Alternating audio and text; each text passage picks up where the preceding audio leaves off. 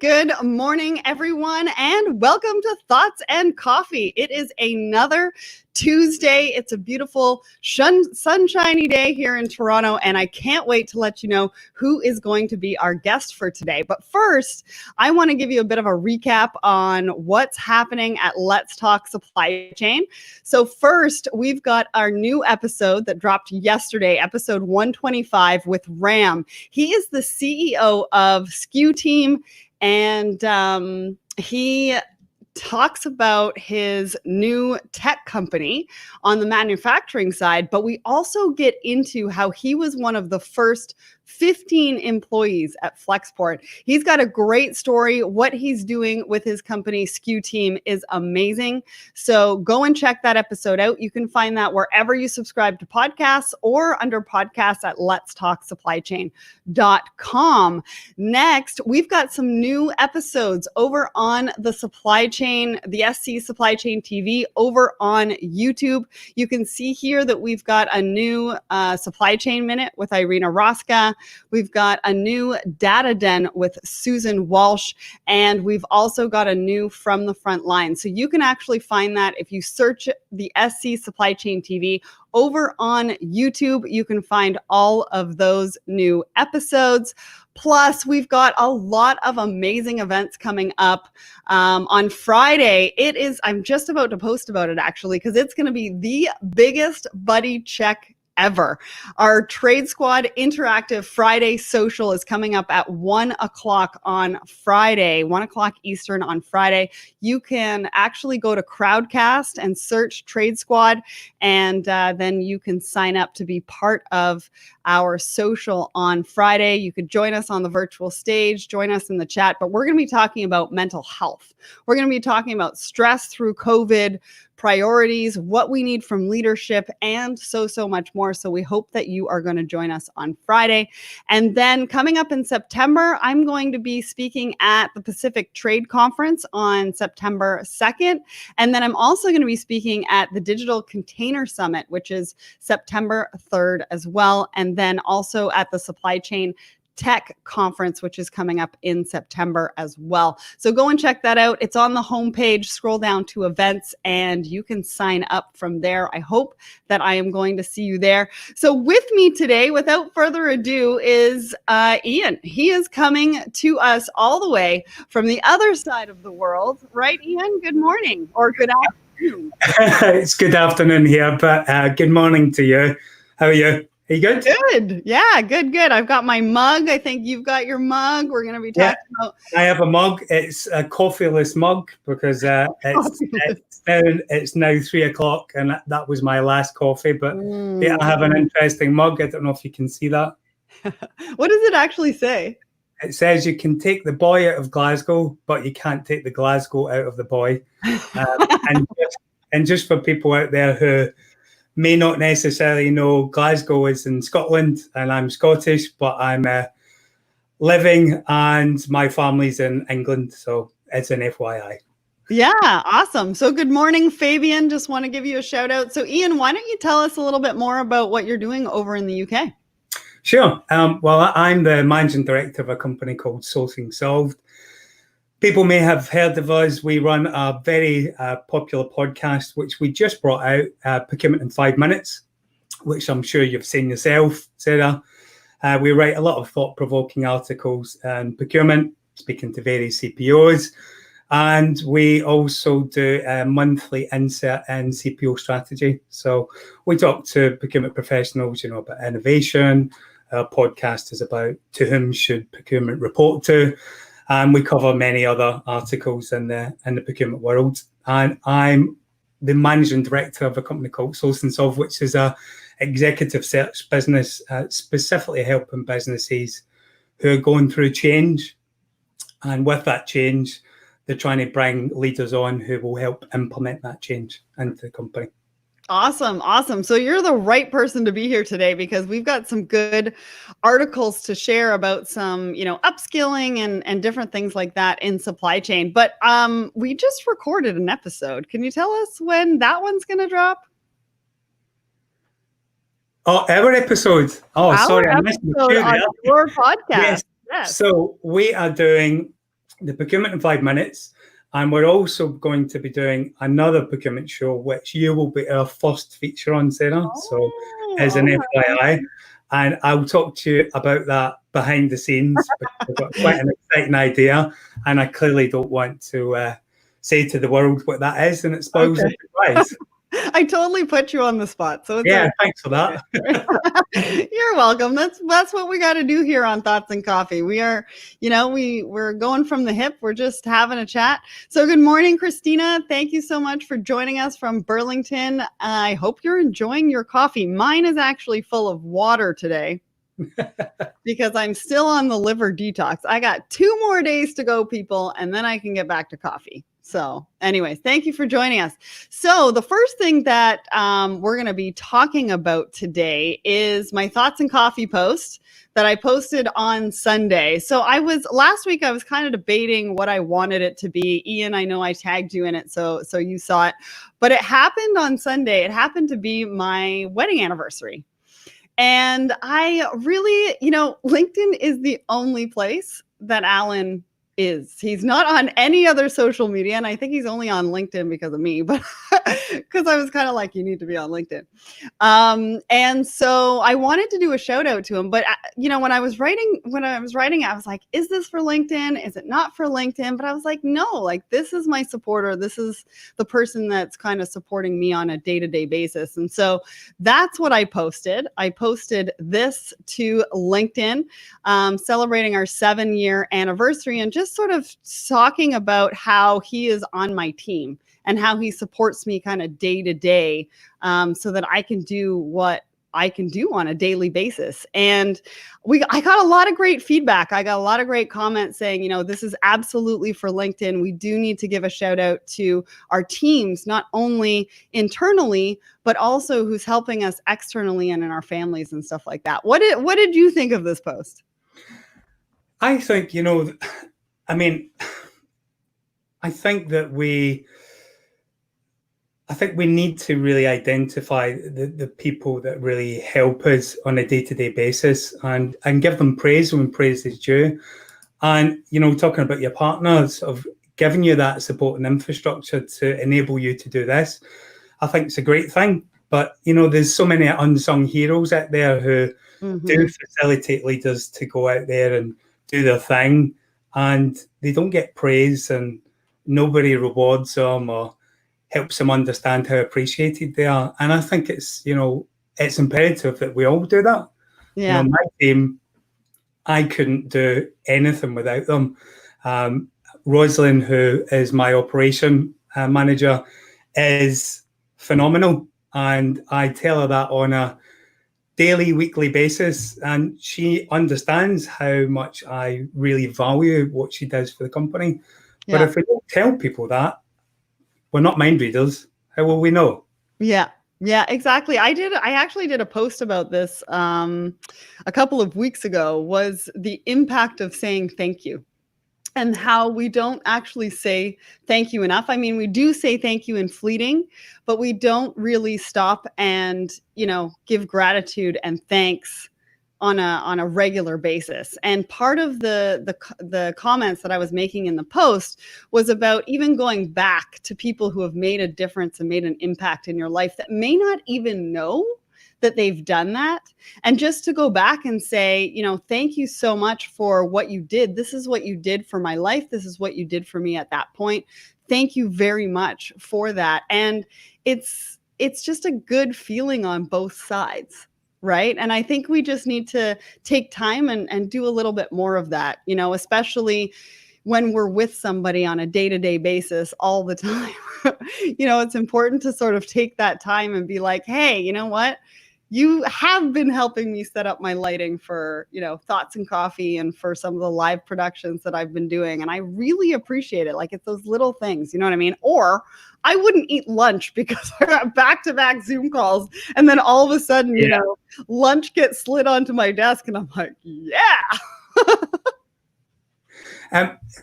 Tell me, Sarah, can we rent your partner to maybe go elsewhere and help us out? Because I don't have the luxury, because my lovely lady runs an optician's. Oh, So so it's she not works home. as well. So Right. I very much have to cater for myself. So on occasions, I have a lovely surprise, and she'll leave like my lunch in the fridge, which is Oh, very nice. much appreciated. Yeah. On most cases, she's equally as busy as me. So it's Well, he is open to work, so I mean, great. we can always look to see how we can make a business out of this. I am How, all for how it. quickly can you FedEx lunch to me? Well, so that might take some planning because you're in England, we're in Yeah. Toronto. Hopefully, And, there's no and the taxes next on question is, that. how are you going to keep my food warm from A to B? Well, that's no problem. I mean, there's insulating packaging and all that kind of stuff. However, I might have a better idea because my whole family lives in England. So maybe I can make like a pseudo business partners with some of my family in the UK and they can deliver you food and voila, you've got it. Well, I'll just have to send you a menu on a weekly basis. I'm really buying into this. It's a really good idea. So after we finish this, let's talk about how is Ian going to get fed at That's lunchtime. right. That's right. That's right. Good morning, Carlos. Just to say hi to the people that are joining us today. We've got Nanda. Good Hi, evening Nanda. to you. Thank you so much for joining us. Maximilian from France. There you go. You've got somebody on the same Hey, coast as you. Maximilian, how are you? Oh, and thank you for the anniversary wishes. And yeah, Sharish. Good morning, dear. Happy anniversary. Hi to you. Thanks so much for joining us today. And Rodolfo, good morning. And thanks for joining us today as well. All right. So we're going to get into our supply chain topics. We've got about 18 minutes and we've got a lot to cover because I think Yes. we've got like 4 of them. But I want to start off with something that I kind of threw at you this morning because I think it's kind of funny. I saw it on HLN, which is an American news show. And apparently the new thing is working pods. Working pods. So you put this plastic thing over you, like this lady right here. See her at her desk? I don't know if you can see that. Yeah. And so your arms go through the plastic so you can still work. And I think you can unzip the front if you need a bit of a breather. And you can take the phone and you can actually bring it into the plastic pod. So what do you think? Is this the next thing to workwear? I mean, you're in recruitment.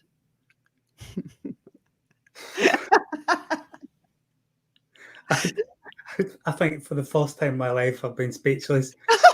I think the middle one looks a little bit like a pillar box where Yeah. you post your mail. So Yeah. I guess that might confuse the postman, when you're standing next to it or you're on your way to Yeah. a bus I stop. mean, But I think they're a great idea. I mean, okay, so I saw a post a little while ago that was trying to determine everybody's risk tolerance at work, and they were doing that by colors. There was red for "Don't come near me." There was green for something else. So there was yellow for okay, you can come a little bit closer. We can say hi, and there was green for high fives. And right. this is kind of the same thing, right? I mean, a lot of times the businesses right now are providing face shields and they're providing masks and things like that. This kind of takes it to the next level. But it also goes to your risk tolerant. I mean, if this is something that makes you feel safer going to work, I am all for it. I think that it's a great idea. It looks a little funny, but I think that it's a great idea depending on your risk tolerance and how you feel about wearing that at work. And hopefully it's functional. Like there's straps there, so it holds it in place. And it looks like it can be very functional. So anyways, I thought I'd bring that to everybody's attention because I saw that this morning and I thought it was a neat idea. I thought it was a funny idea, but just in case anybody was looking for something to use to go back to work if you've got, a risk tolerance where you want to be wearing something like this. All right, so let's get back into the first article that we're going to be talking about. So America needs higher skilled workers. Here's where the jobs are. So I was reading through this one and I thought it was really, really interesting because I know that everybody is really looking at, and you can vouch for this, Iain, because you're in recruitment as well. I've been told that inventory management is a top skill that's being looked at right now. But I also thought with people out of jobs, looking for jobs, I thought we would throw this out there as far as what training opportunities, what jobs are really out there for people to see. What do you think, Iain?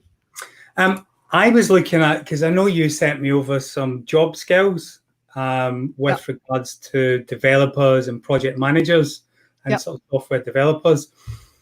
And I think, what really stood out to me in the article you sent over was, I think 3 of the top 5 job listings on LinkedIn are very much critical to supply chain. Yeah. And if we look at, say, let's look at the 3. So the data analysts, the data analyst roles, I think they're going to become the new background for supply chain performance and supremacy. Perhaps I think so that will be more sort of the traditional cost mindset. So I think intelligence won't be the only driver behind decision making. I think it will drive automation. And ultimately, I think the transformation of our processes from a functional to a strategic role within a global sort of enterprise. Yeah. And the next one you mentioned on the list was project managers.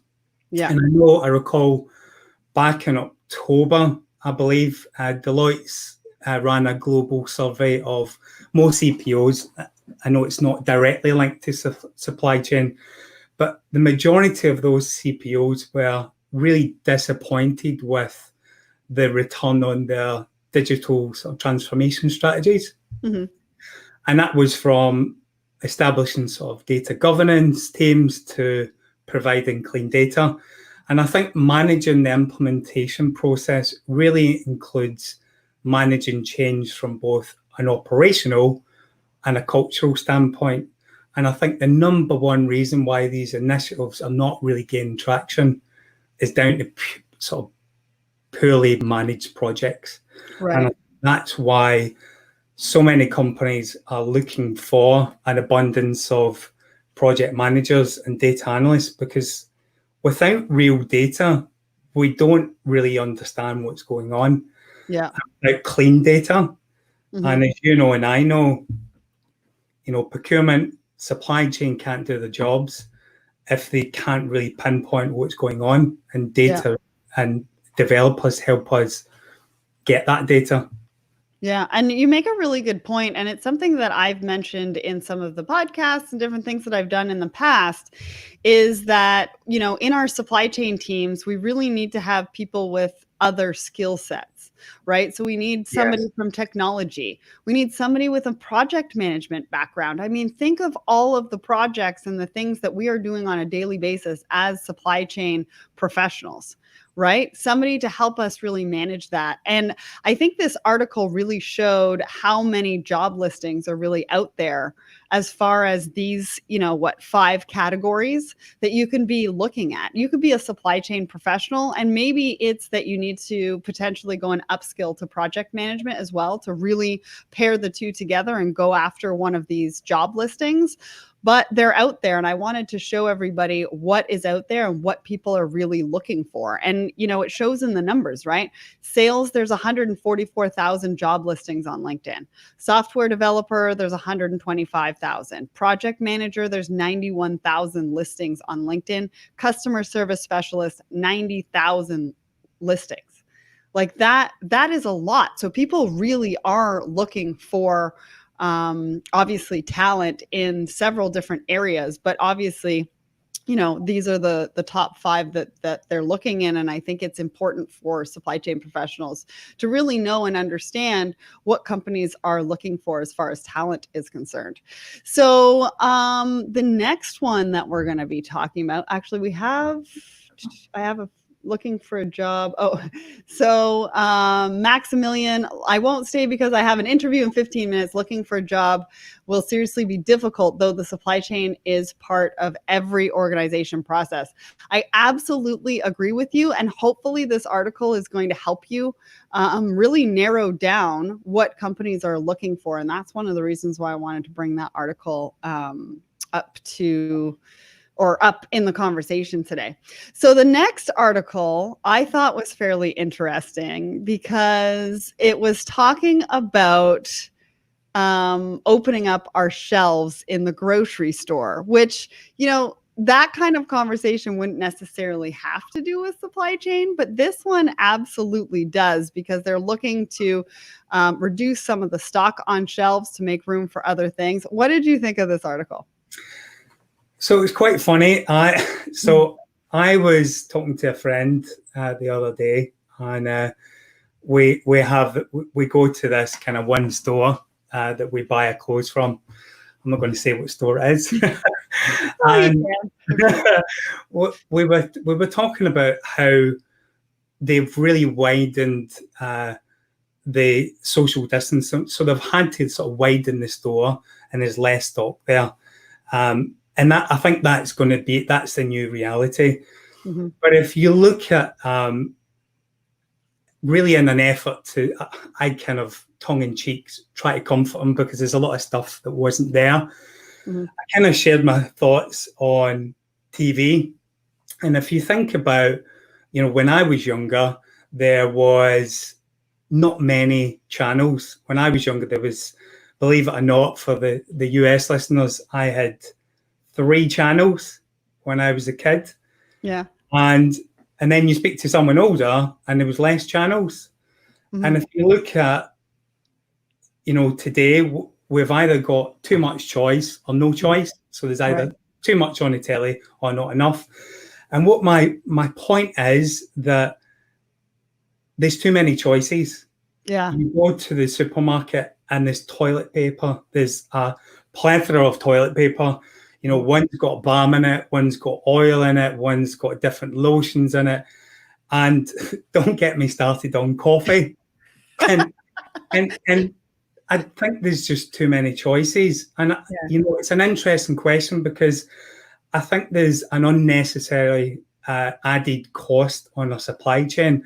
Yeah. And I think once we get a handle on, as we talked about before, clean data, I think that will really make a huge difference with amounts of retail data that will help us really zero in on customers, and it will help us understand how to control the aisles and shorting the supply chain and what we really need in the aisles.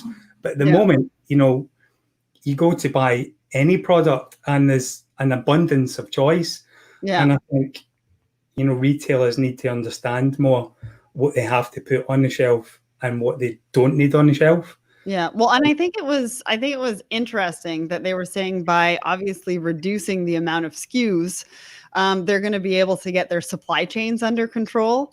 And that's a really interesting thought process. And I'll be interested to see where it goes from here and how that actually works, and whether it's just a short-term solution and whether we get back into that choice a little bit later on once everything kind of settles down.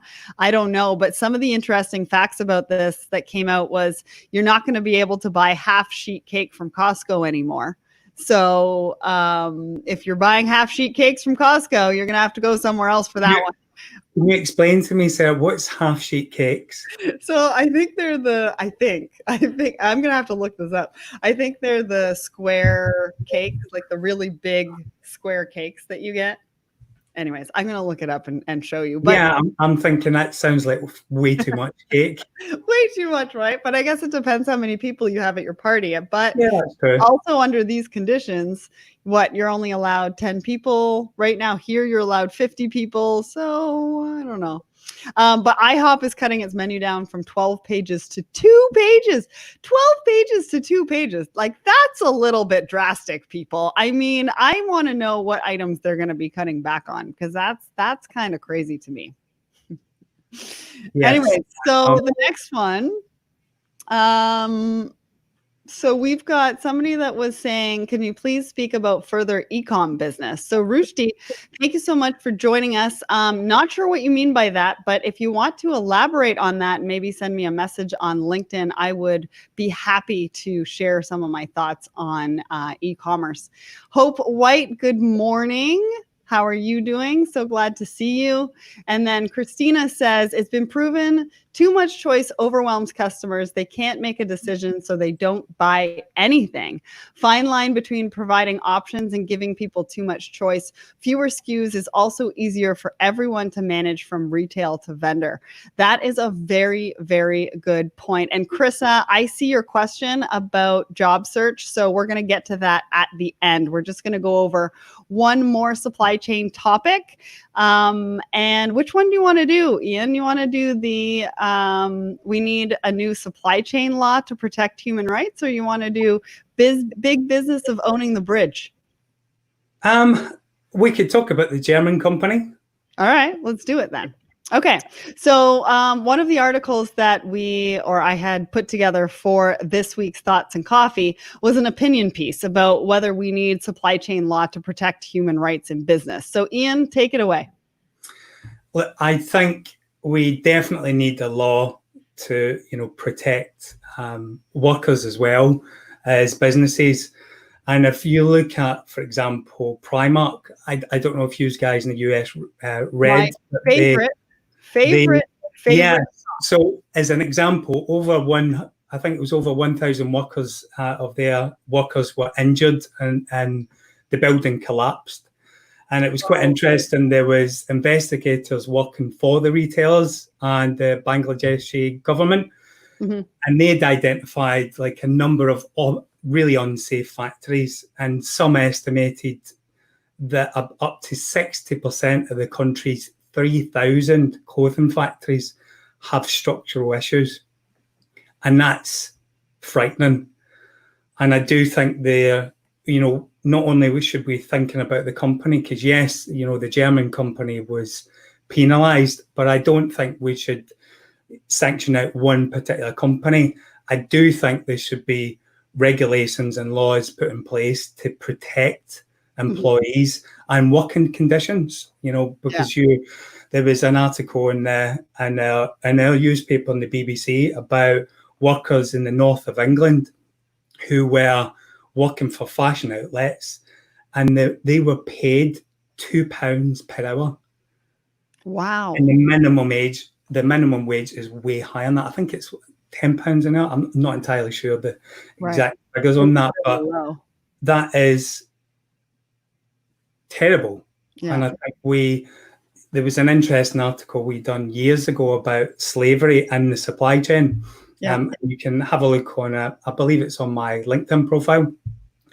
And I think when we're doing an evaluation on the supply chain and procurement, I do think that should be very much a part of the process to really evaluate what the suppliers are doing, how they, source the goods. Is it sustainable? Is it a sustainable source? Yeah. And also understand what are the working conditions for their employees. Yeah. And when you start to drill down, it's really frightening what the working conditions of other companies have. Yeah. And I think I would rather personally myself pay more money for something knowing it's a sustainable supply chain and they were looking after their employees in the environment than paying, minimum price, but the workers are treated badly. I think that's, this needs to be seriously considered in any products or services that are offered. What do you think? Yeah, I think you're right. I think this is something that a lot more companies are considering. I had posted an article a couple of months ago about how there were 19 million women in supply chain globally. Which is a huge number, but a lot of the women in supply chain were not working in very good conditions. And that's what the article really was all about, is how we really need to be able to support women in supply chain. I mean, people in supply chain in general, but this article specifically was calling out women in supply chain and the working conditions that they have to work in, and how supply chain really does span globally all sorts of different jobs.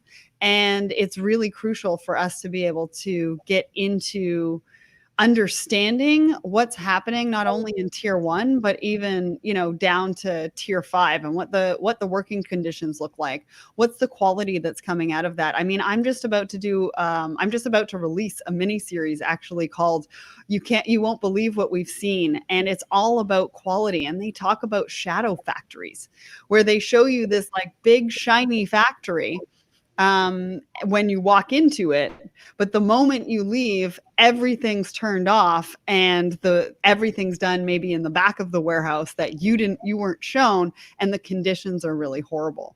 And so getting down to figuring out what that looks like and who you're really doing business with and how we can make that better. And I think, you know, bringing in laws to be able to regulate that is really the next step forward.